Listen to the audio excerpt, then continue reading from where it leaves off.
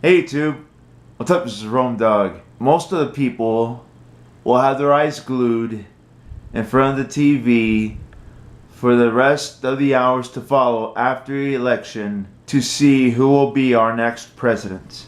The build up to this has been mentally exhausting, but on YouTube also pretty mentally exhausting. On one hand, you've been having one person say most YouTubers should be political about their beliefs and say who they're going to vote for. On the other side, you have another person agreeing with that and saying who they're going to vote for. But then you have this one individual who says, I don't know who I'm going to vote for, and I hope you're not offended.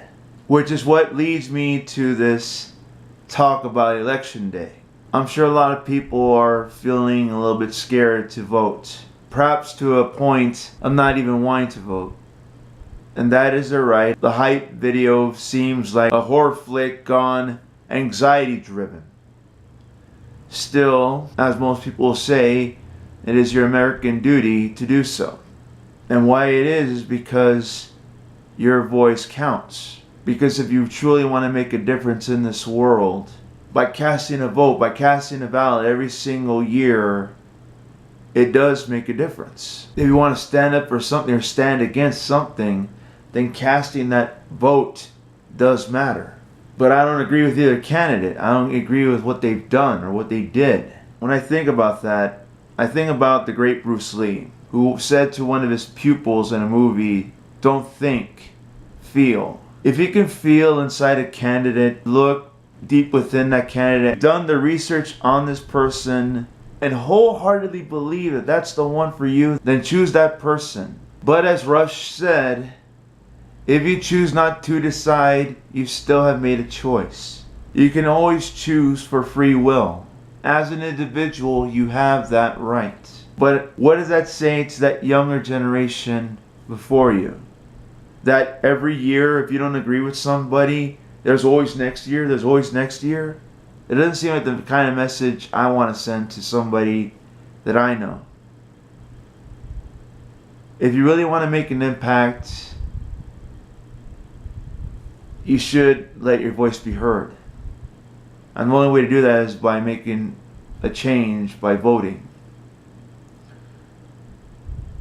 However, one way or the other, with or without that vote, tomorrow a change will happen.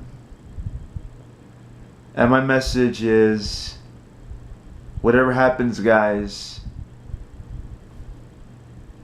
I believe we'll be okay. I mean, hey, we've been through darker times, remember? We had that recession. It was tough, but even though we had our fears, we kept pushing through. We kept fighting on like always. It's not about how many times you get knocked down. It's how twice as fast you get back up. You know? I'm scared, guys. But never before has this election and every election before it been more social, been more Twitter buzzworthy than it has right now.